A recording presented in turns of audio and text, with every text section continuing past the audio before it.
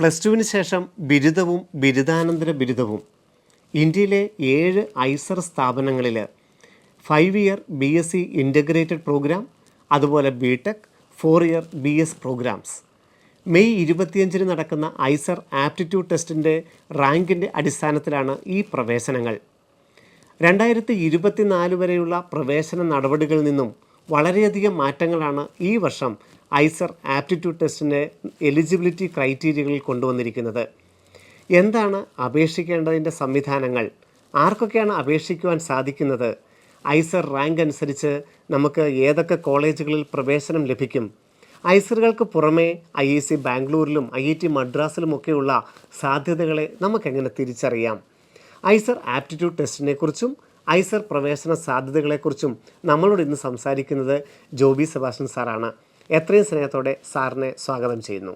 Sir, ഒരു ഏറ്റവും പ്രധാനപ്പെട്ട മാറ്റം എലിജിബിലിറ്റിയിൽ വന്ന മാറ്റമാണ്. തീർച്ചയായിട്ടും 2000 ഒക്ടോബർ 1 ശേഷം ജനിച്ച ഏതൊരാൾക്കും തീർച്ചയായിട്ടും PCM ആയിക്കോട്ടെ PCB ആയിക്കോട്ടെ, ഇത് ഫിസിക്സ് കെമിസ്ട്രി മാത്സ് ബയോളജി പഠിച്ച ഏതൊരാൾക്കും IIT എഴുതാം എന്നുള്ളതാണ്. അതാണ് ഏറ്റവും പ്രധാനം. നമുക്കറിയാം, ഇതുവരെ ആദ്യ ഐസറുകൾ ആരംഭിച്ച സമയത്ത് ടോപ്പ് 1% സ്റ്റുഡൻസിന് മാത്രമേ എഴുതാൻ സാധിക്കുന്നുണ്ടായിരുന്നുള്ളൂ. അതിനുശേഷം അത് ടോപ്പ് 20%ആയി, പിന്നെ 60% മാർക്കായി. ഇപ്പോൾ നമുക്കറിയാം, ഈ ഒരു ഏജ് എന്ന് പറയുമ്പോൾ പല കഴിഞ്ഞ വർഷങ്ങളിൽ ഡിഗ്രി കഴിഞ്ഞവർക്ക് 24 വയസ്സ് ഒക്കെ ഉള്ള ആളുകൾക്കൊക്കെ എഴുതാനുള്ള ഒരു അവസരം തീർച്ചയായിട്ടും ആ സമയത്തൊക്കെ ആയിരിക്കും ഒരു റിസർച്ച് ഓറിയന്റഡ് മൈൻഡ് ആപ്റ്റിറ്റ്യൂഡ് ഉണ്ടാകും. അതുകൊണ്ടാണ്, കാരണം ഈ 17 വയസ്സിലെ കുട്ടിക്ക് റിസർച്ച് മേഖലയിലേക്ക് പോകണോ എന്നൊരു പക്ഷേ ഒരു തിരിച്ചറിവ് ഉണ്ടായില്ലായിരിക്കും. തീർച്ചയായിട്ടും ഒരു പക്ഷേ മറ്റേ മേജർ ഒരു എൻട്രൻസ് കിട്ടാതെ വരുന്നത് കൊണ്ട് പോയി ഐസർ ഓപ്റ്റ് ചെയ്യുന്നതിനേക്കാളും ഒരു കണക്കിന് നല്ലതാണ്. കാരണം ഒരു ഗ്രാജുവേഷനൊക്കെ കഴിയുമ്പോഴായിരിക്കും ഒരാഗ്രഹം നന്നായിട്ട് ചിലപ്പം പ്രിപ്പയർ ചെയ്ത് ഇതിനു വേണ്ടി ഫോക്കസ് ചെയ്തിരുന്നവരുണ്ടാവും. തീർച്ചയായിട്ടും. അപ്പോൾ അത് നല്ലൊരു കാര്യമാണ്. പിന്നെ 1-2 പുതിയ കോഴ്സസ് ആരംഭിച്ചിട്ടുണ്ട്. ശരി, നമുക്ക് നേരത്തെ തന്നെ ഐസറിലുള്ള പ്രോഗ്രാംസ്, മെയിൻ പ്രോഗ്രാംസ് എല്ലാ ഐസറിലുള്ള BSMS 5 ഇയർ പ്രോഗ്രാംസ് ആണുള്ളത്. ഓക്കെ, അത് തിരുവനന്തപുരത്തൊക്കെ അതാണുള്ളത്. അതുകൂടാതെ കഴിഞ്ഞ വർഷങ്ങളിലായിട്ടൊക്കെ തന്നെ ഭോപ്പാൽ ഐസറിൽ 2 4 ഇയർ പ്രോഗ്രാം ആരംഭിച്ചു. 4 year BTech engineering science programme. അത് കെമിക്കൽ എഞ്ചിനീയറിംഗ് ഉണ്ട്, ഇലക്ട്രോണിക്സ് ഉണ്ട്, ഡാറ്റാ സയൻസ് ഉണ്ട്, കമ്പ്യൂട്ടർ സയൻസ് ഉണ്ട്. ഇപ്പോൾ 4 ബ്രാഞ്ചിലുള്ള അത് 1 വർഷം കൂടെ വെയിറ്റ് ചെയ്താൽ MTech കിട്ടാവുന്നേ ഉള്ളൂ. അതുപോലെ തന്നെ 4 ഇയർ BS എക്കണോമിക്സ് പ്രോഗ്രാം ആരംഭിച്ചിട്ടുണ്ട്. ആ എക്കണോമിക്സും 1 വർഷം കൂടെ വെയിറ്റ് ചെയ്ത് കഴിഞ്ഞാൽ, 1 വർഷം കൂടെ പഠിച്ചു കഴിഞ്ഞാൽ റെക്കോർഡ് ക്രെഡിറ്റ്സ് ഉണ്ടെങ്കിൽ ഫിസിക്സ് കെമിസ്ട്രി മാത്സ് ബയോളജിയുടെ ആപ്റ്റിറ്റ്യൂഡ് ടെസ്റ്റ് എഴുതി വേണം നമുക്ക് എക്കണോമിക്സിലേക്ക് പോകാം. പക്ഷേ ഈ 2 പ്രോഗ്രാമിലേക്കും പഠിക്കണമെങ്കിൽ ഫിസിക്സ് കെമിസ്ട്രി മാത്സ് ഉണ്ടായിരിക്കണം. പ്ലസ് 1 പ്ലസ് 2 മാത്സ് പഠിച്ച ആളായിരിക്കണം. പക്ഷേ പരീക്ഷ ഈ 4 സബ്ജക്റ്റിലുണ്ട്. Physics chemistry maths biology 15 question വീതം, 60 ക്വസ്റ്റ്യൻ, 4 മാർക്ക്, 240 മാർക്ക് അത് ഉണ്ട്. അപ്പോൾ അതിനകത്ത് സബ്ജക്റ്റ് മിനിമം അങ്ങനെയൊന്നുമില്ല, ടോട്ടൽ മാർക്കാണ്. അറ്റൻഡ് ചെയ്തില്ല, ബയോളജി അറ്റൻഡ് ചെയ്തില്ലെങ്കിലും കുഴപ്പമില്ല. പക്ഷേ റാങ്ക് തീരുമാനിക്കുന്നതിനെല്ലാം തന്നെ തിരുപ്പതി ഐസറിലാണ് നമ്മളെ സംബന്ധിച്ച് അടുത്തുള്ള ഒരു ഐസറാണ്. പുതുതായിട്ടൊക്കെ തുടങ്ങിയ ആദ്യം ഒരു 5 ഐസറാണ് വരുന്നത്, പിന്നെ രണ്ടാമതാണ് തിരുപ്പതിയും പെരാമ്പൂറും വരുന്നത്. അപ്പോൾ അതിനകത്ത് കമ്പാരിറ്റീവ്ലി ബെറ്ററാണ് തിരുപ്പതി. തിരുപ്പതി ഐസറിൽ ഒരു പ്രോഗ്രാം തുടങ്ങുന്നുണ്ട്. അത് എക്കണോമിക്സിൻ്റെ തന്നെ ഒരു പ്രോഗ്രാമാണ്. Economics and statistical science. Economic statistical science ആണ് വരുന്നത്. അപ്പം സ്റ്റാറ്റിസ്റ്റിക്കൽ സയൻസ് ആകുമ്പോൾ അത് മുന്നോട്ട് ഡാറ്റാ സയൻസുമായിട്ട് നല്ല റിലേഷൻ ഉണ്ട്. നല്ലൊരു പ്രോഗ്രാം ആയിരിക്കും. ഇത് 4 ഇയർ BS പ്രോഗ്രാമാണ്. അപ്പോൾ ആ ഒരു പ്രോഗ്രാമിലേക്ക് ഇപ്പം വേണമെങ്കിൽ അതുകൂടെ കൂട്ടിയാണ് വന്നിരിക്കുന്നത്. അപ്പോൾ അത് കുട്ടികളൊന്ന് ഓർത്തിരിക്കണം. അങ്ങനെ ഒരു പ്രധാനപ്പെട്ട മാറ്റങ്ങളെല്ലാം നോക്കുമ്പോൾ മാത്തമാറ്റിക്സുമായിട്ട് തന്നെ വീണ്ടും അല്ലെങ്കിൽ എക്കണോമിക്സിലോട്ടും ഒക്കെ ഉള്ള ഒരു മാറ്റം നമ്മൾ കാണാതെ പോകരുത് അല്ലേ? കാരണം ഈ ഒരു മേഖല ഫിനാൻസ് സെക്ടർ നല്ല രീതിയിൽ ഗ്രോത്ത് ഉണ്ടാകുന്നുണ്ട്. പ്രത്യേകിച്ച് IIT-കളിലൊക്കെ ടോപ്പ് IIT-കളിലൊക്കെ പ്ലേസ്മെൻറ്റ് കിട്ടുന്നത് പോലും ഫിനാൻസ് സെക്ടറിലേക്ക് കുട്ടികൾ മാറുന്നുണ്ട്. പിന്നെ കുട്ടികൾ എക്കണോമിക്സ് പഠിക്കുന്നതായിട്ട് കാണാൻ തീർച്ചയായിട്ടും അതിന് മുന്നോടിയായിട്ടായിരിക്കാം പുതിയ പ്രോഗ്രാമുകളും ആരംഭിച്ചിട്ടുണ്ട്.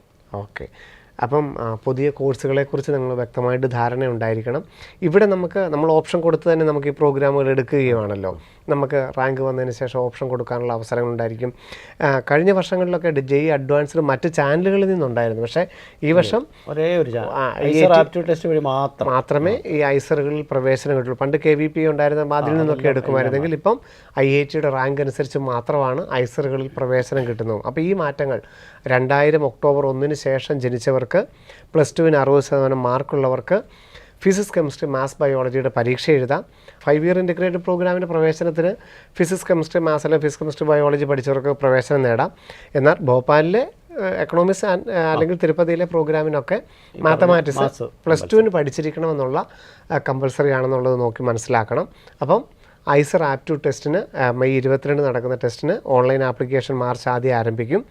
അത് ഐസറിലെ പ്രവേശനത്തിനും IISc പ്രവേശനത്തിനും നമുക്ക് ഏറ്റവും റാങ്ക് ഉപയോഗിക്കും.